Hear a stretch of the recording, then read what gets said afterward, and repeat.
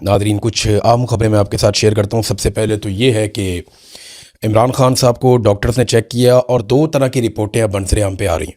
एक वो रिपोर्ट है जो हुकूमती ज़राए से आ रही है और एक वो रिपोर्ट है जो आज़ाद ज़राए से आ रही है। आज़ाद ज़राए का मतलब ये है कि जो डॉक्टर्स गए हुए हैं, टीमें टीमें अंदर गई हैं इमरान खान साहब को देखने के लिए, उनके ज़रिए से या जेल के ज़राए के हवाले से या किसी और सोर्स से कोई ख़बर निकल आए, कोई सहाफ़ी निकाल आए, तो उसमें कुछ और चीज़ें, बाक़िर सज्जाद साहब हैं, उन्होंने कुछ और कहा, और कुछ ऐसे जर्नलिस्ट हैं जिनके एस्टेब्लिशमेंट के साथ ताल्लुकात हैं या हुकूमत के साथ ताल्लुकात हैं, उन्हें जो मेडिकल रिपोर्ट दी गई वो किसी और तरह की है। अब दोनों चीज़ों में अलग अलग दावा किया जा रहा है। आज़ाद ज़राए ये कह रहे हैं कि इमरान खान साहब की हालत ज़्यादा ख़राब है और उनकी आंख की हालत के हवाले से तशवीशनाक इत्तलात हैं, जबकि कुछ जो सहाफ़ती ज़राए हैं वो ये कह रहे हैं, जो हुकूमती ज़राए नॉर्मली वो ये कह रहे हैं नहीं, इमरान खान साहब की आंख में बेहतरी आई है और मज़ीद बेहतरी आ जाएगी। अब ये बेहतरी कैसे आई है, क्योंकि जब इंजेक्शन लगा था तो उसके काफ़ी दिनों के बाद इमरान खान साहब से जब मुलाकात हुई तो ये सलमान सफदर साहब ने बताया कि 85% आंख मेडिकल रिपोर्ट्स के मुताबिक ज़ाया हो चुकी है। अब इस बीच में तो कोई और ट्रीटमेंट हुआ नहीं, तो फिर बाकी आंख कैसे रिवाइव हो सकती है, वो तो वहीं पे होगा मामला, तो उससे बेहतर तो नहीं हो सकता। और वर्स हुआ या नहीं हुआ, ये अब एक और कुछ जर्नलिस्ट हैं वो ये कह रहे हैं कि हालात पहले से बुरे हैं। देखिए, चोर की दाढ़ी में तिनका, आपने ये कहीं मिसाल सुनी होगी। अब इस मिसाल को अपने जहन में आप रख लेना कि चोर की दाढ़ी में तिनका होता क्या है और ये कैसा होता है। देखें, ये हुकूमत इस वक्त वही हरकत कर रही है जो चोर की दाढ़ी में तिनका वाली हरकत है, यानी इमरान खान साहब के डॉक्टरों को जाने नहीं दे रहे। मैं कोई मेडिकल स्पेशलिस्ट नहीं हूँ, लेकिन जो लोग मेडिकल एक्सपर्ट हैं उनसे मेरी बात हुई तो कुछ क्लैरिटी आई है। डॉक्टरों के चेकअप के दौरान इमरान खान साहब के डॉक्टर अगर मौजूद हों तो क्या फ़र्क पड़ता है? कोई फ़र्क नहीं पड़ता। इमरान खान के डॉक्टरों ने बाहर आने के बाद कभी भी कोई पॉलिटिकल बात नहीं की।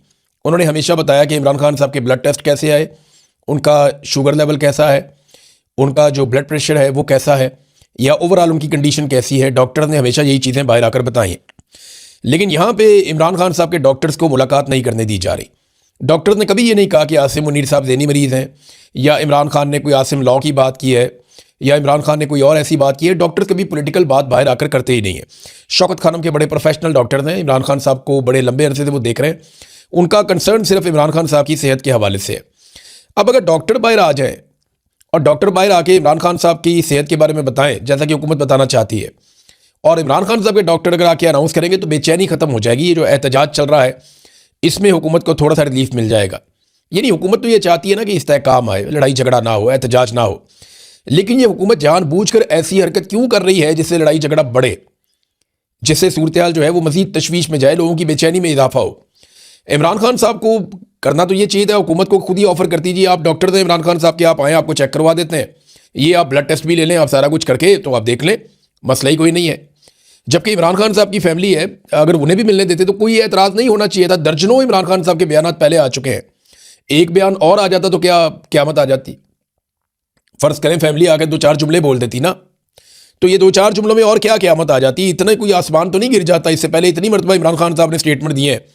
आसिम मुनीर साहब को तो एक्सटेंशन भी मिल गई, इस्तिस्ना भी मिल गया, तो अब उन्हें किस बात का डर है? कोई प्रॉब्लम तो उनको नहीं होनी चाहिए कि अगर इमरान खान की बहनें मिलेंगी तो कोई ऐसा बयान बाहर आ जाएगा जिससे कोई बड़ा प्रॉब्लम हो जाएगा। ये कुछ ज़िद, अना, गुस्सा, ये चीज़ें नहीं है। ये नौकरी के अंदर नहीं होती, ये गैरत वैरत नहीं होती नौकरी के अंदर। यहाँ नौकरी में सिर्फ जो है वो अपना मफाद होता है या अपनी नौकरी होती है और कुछ नहीं होता। ऐसा कुछ ज़रूर है जिसे ये लोग छुपाना चाह रहे हैं। अब बात यहाँ पे आके रुकती है। जिसकी चोर की दाढ़ी में तिनका, ये मिसाल मैंने आपको इसलिए बताई थी कि ये मुलाकात इमरान खान साहब की होने ही नहीं दे रहे। इनकी कोशिश है कि कोई मामला बाहर निकले ही ना। और मेरी इंफॉर्मेशन के मुताबिक जो सलमान सफदर साहब ने लिखा वो अदालत जाने से पहले भी बहुत सारी जगहों पे पहुंच गया था।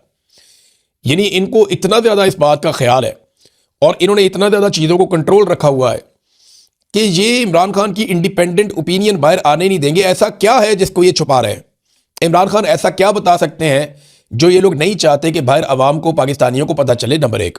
नंबर दो, इमरान खान के साथ इन्होंने ऐसा क्या किया है जो ये नहीं चाहते कि पाकिस्तानियों को पता चले? ब्लड के हवाले से इमरान खान साहब के डॉक्टर बार बार कह चुके कि कई सालों के जो ब्लड के रिकॉर्ड हैं उनमें इमरान खान साहब के खून में ऐसी कोई चीज़ नहीं थी जिससे ये क्लॉट्स पैदा हो जाएं।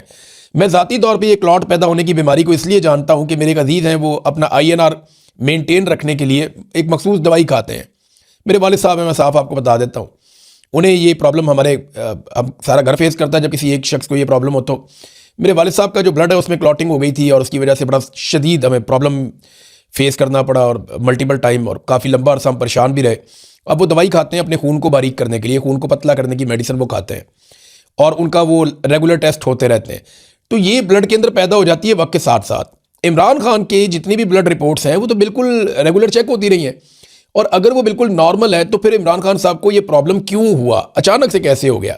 उसके ब्लड में ऐसा क्या है जो आज़ादाना तौर पे इमरान खान के ब्लड का टेस्ट नहीं लेने दे रहे, या शौकत खानम अस्पताल के डॉक्टरों को वो सैंपल नहीं दिए जा रहे जिसपे इमरान खान साहब के ब्लड का टेस्ट हो सके?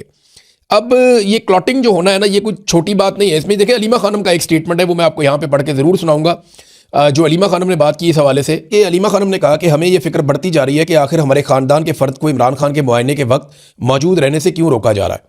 क्या डॉक्टर उज़मा और डॉक्टर नौशेरवान के नाम इसलिए मुस्तरद किए जा रहे हैं कि वो इंतहाई काबिल और मुस्तनद डॉक्टर हैं? देखें, ये अलीमा खानम ने, इन्हें पहले कहा गया आप नाम दे दें, इन्होंने डॉक्टर उज़मा का नाम दिया, वो डॉक्टर है, नहीं जाने दिया। फिर इन्होंने कहा जी अपने ख़ानदान में से आप किसी और का नाम दे दें, बहनें नहीं जा सकती, ऊपर से बड़े साहब का हुक्म है। तो फिर डॉक्टर नौशेरवान का नाम दिया गया, तो इन्होंने कहा जी वो भी नहीं जा सकते। तो डॉक्टर तो वो नेड़े ही नहीं लगने दे रहे। एक तो बहनों का प्रॉब्लम ये है कि वो नहीं चाहते कि इमरान खान साहब बहनों को कुछ बताएं कि बहनें बाहर आके बता दें। दूसरा, वो डॉक्टर को इमरान खान के करीब ऐसा नहीं लगने दे रहे जो इंडिपेंडेंट डॉक्टर हो और अपनी कोई इंडिपेंडेंट ओपिनियन दे सके। अलीमा खानम ने यही खदशा जाहिर किया है। वो कहती हैं इमरान खान के मुआयने के लिए हुकूमत ने उस माहिर डॉक्टर को मुस्तरद कर दिया जिसकी सिफारिश हमारे डॉक्टरों ने की थी। यानी डॉक्टरों ने भी कहा था ना, इन्होंने कहा था ठीक है आप हमें नहीं लेके जा रहे तो ये वाला एक माहिर डॉक्टर है, इसको ले जाएं आप। तो उस डॉक्टर को भी हुकूमत नहीं लेकर गई, लिहाजा उन्हें मुतबादिल नाम फराहम कर दिए गए। हमने ख़ानदान की नुमाइंदगी के लिए डॉक्टर उज़मा खान का नाम दिया, हमें बताया गया कि इमरान खान की बहनों को इजाज़त नहीं है, वही बात जो मैं आपको बता रहा था। फिर कज़न का नाम दिया डॉक्टर नौशेरवान बरकी का, तो कहा गया जी वो भी नहीं, उन्हें भी मुस्तरद कर दिया गया। तो ये क्या छुपाना चाह रहे हैं? इस पर शहबाज गिल ने भी एक ट्वीट किया है, और पाकिस्तान तहरीक इंसाफ के बहुत सारे लोग ये बात कर रहे हैं। जो स्टेटमेंट है सिंपली, जो पाकिस्तान तहरीक इंसाफ के लोग कह रहे हैं वो ये कहते हैं कि इमरान खान का खाना बनाने के बाद जब खाना तैयार हो जाता था तो उसको एक कमरे में रखा जाता था। उस कमरे की चाबी जो है वो या तो डिप्टी जेलर के पास होती थी, डिप्टी सुपरिटेंडेंट ऑफ जेल जो होता है, या वो एक कर्नल है उसके पास वो चाबी होती थी। जब खान साहब का खाना बन जाता था तो कई बार कर्नल साहब उस कमरे में कई कई मिनट तक रहते थे। वो खाना चखते थे या कुछ मिलाते थे, इसके बारे में नहीं पता। इमरान खान जितनी वर्जिश करते हैं और फिट हैं, उनका जो क्लॉट बन जाना ब्लड के अंदर, ये गैर मामूली बात है। अच्छा, यही वो चीज़ है जिसे सारे लोग जानना चाहते हैं, और इसी के ऊपर एक बेचैनी है। एहतजाज पाकिस्तान तहरीक इंसाफ का चल रहा है, उसमें शिद्दत आती जा रही है। आज क्योंकि वर्किंग डे शुरू हो गया तो स्टूडेंट इसके अंदर शामिल हो रहे हैं, नौजवान इसके अंदर शामिल हो रहे हैं। ये जो एहतजाजी तहरीक है ये लीडरलेस है, और इसमें नौजवान लीड ले रहे हैं। यानी खुरम दिशान का नाम आप देखें, या आप देखें खालिद खुर्शीद को देखें, या बाकी नौजवानों को देखें, तो ज़्यादातर नौजवान हैं। अभी शाहिद खटक निकले वहाँ से, और शफीउल्लाह जान, ये लोग गए, इन्होंने करक भी बंद कर दिया और ये आके सवाबी में बैठ गए। और जो बाकी लोग हैं, अहमद खान न्याजी हैं, या जितने भी लोग पाकिस्तान तहरीक इंसाफ के, ये वो नौजवान हैं जो इमरान खान साहब के साथ काम करते रहे हैं।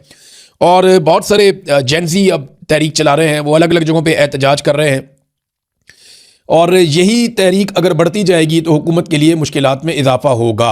हुकूमत कुछ ऐसे फैसले भी करने वाली है जिससे हुकूमत के लिए मज़ीद मुश्किलात होंगी। वो डोनाल्ड ट्रंप अभी अनाउंस कर देंगे, आपके सामने चीज़ें आ जाएंगी।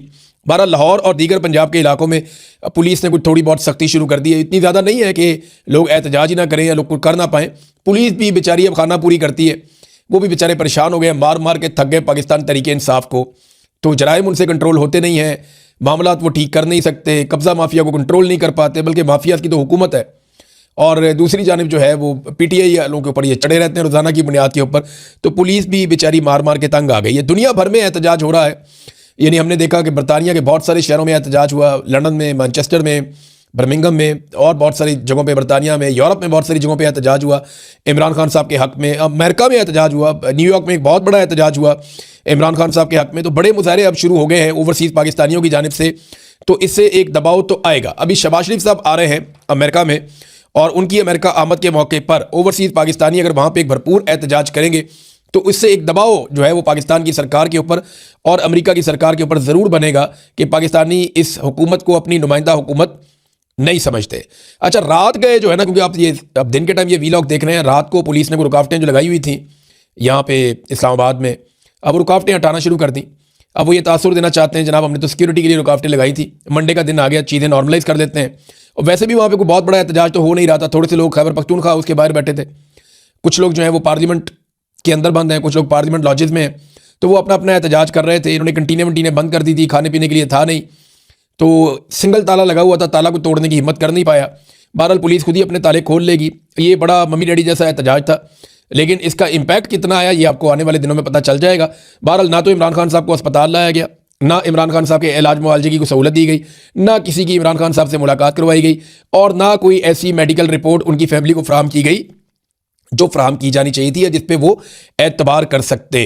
अब ये नौजवानों के ऊपर मुनसर है कि ये सारी चीज़ें अपने हाथ में लें तो फिर पाकिस्तान सीधा हो सकता है, क्योंकि इस वक्त जो सूरत हाल है, ऐसा लगता है कि चीज़ें नॉर्मलाइज की जा रही हैं और जजेस इसमें बड़ी मदद करने वाले हैं। आप आज के और कल के दिन में आप देखेंगे, आपको नज़र आ जाएगा कि किस तरह से जजेस मदद करेंगे मौजूदा हुकूमत की इन तमाम चीज़ों को नॉर्मलाइज करने में। यानी एक आंख से अंधा हो गया लीडर, मुल्क का सबसे बड़ा लीडर, आप देखिएगा कि जजेस उसको कैसे नॉर्मलाइज करेंगे।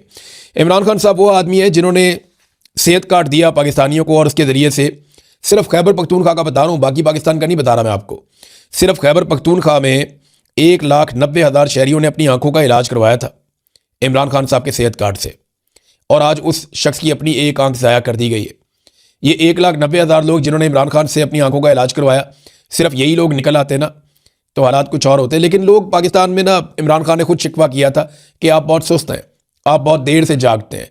ये अरशद शरीफ के लिए कभी नहीं निकले, लेकिन उसके जनाजे के लिए सारे निकले, बहुत बड़ी तादाद में निकले। जनाजों में इकट्ठे होने का शौक़ है पाकिस्तानियों को, जनाजे उठाने का शौक़ है, लेकिन आवाज़ उठाने का शौक़ नहीं है। जिस दिन पाकिस्तानियों ने अपना शौक़ बदल लिया और जनाजे उठाने की बजाय आवाज़ उठाने का शौक़ पाल लिया, उस दिन पाकिस्तान ठीक होना शुरू हो जाएगा। ये थोड़े से जर्नैल है, ये थोड़ा सा मीडिया का माफिया है, ये थोड़े से सियासतदान है, थोड़े से लोग हैं, इनको आप उंगलियों पे गिन सकते हैं, 25-50 लोग होंगे। इन लोगों को सिर्फ आपने सीधा करना है, बाकी पाकिस्तान सीधा हो जाएगा इंशाल्लाह। लेकिन इसके लिए आपको जोर लगाना पड़ेगा। आसिफ अली जरदारी साहब बहुत उछल उछल के बातें कर रहे थे, वो बहादुरी का एक कुतुब मीनार बने हुए थे। तो जरदारी साहब के बहुत सारे पोल खुल गए। एक तो जरदारी साहब को ये बात याद रखनी चाहिए अच्छी तरह कि वो इमरान खान की तरह जेल में नहीं गए थे। जरदारी साहब बतौर एक क्रिमिनल के जेल में गए थे। जो लोग जराइम करते हैं वो बड़ी बहादुरी से जेल काट भी लेते हैं, जो कि जरदारी साहब ने नहीं काटी। उनको पता होता है कि जेल में जाना पड़ेगा, और जरदारी साहब को तो हर तरह की सहूलत मैसर थी। इमरान खान को मुजरिम तो नहीं है कि वो जेल काटे, उसके लिए तो जेल का एक दिन भी बहुत भारी होना चाहिए, लेकिन वो 2.5 साल से जेल में बैठा और उसको बर्दाश्त कर रहा है हर तरह के जुल्म को।